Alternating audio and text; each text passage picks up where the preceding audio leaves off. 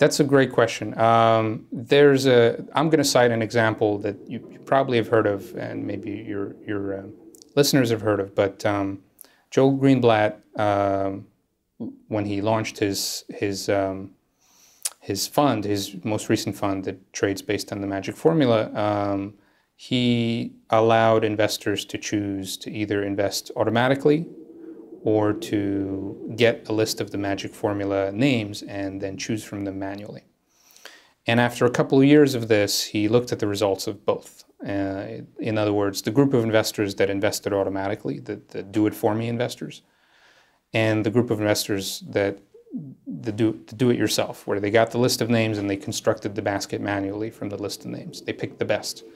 It turns out that the baskets that were constructed by people, the best baskets, underperformed the automatically generated baskets by about 30% over a 2 to 3 year period.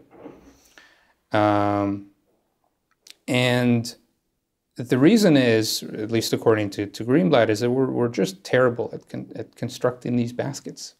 As soon as you introduce the smallest bit of subjectivity, all these biases that the formula is there to stamp out, they creep back in the selection process. Because what does it mean to construct a basket from a list of stocks that the screen spits out? It means that you look at each stock and you try to predict which one is going to do better, and you end up buying the ones that you think are going to do better.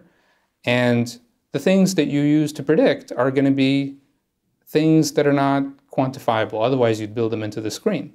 Right? So you look for, management that seems good, and historical performance that seems good, and an industry that's good, and a business that's good.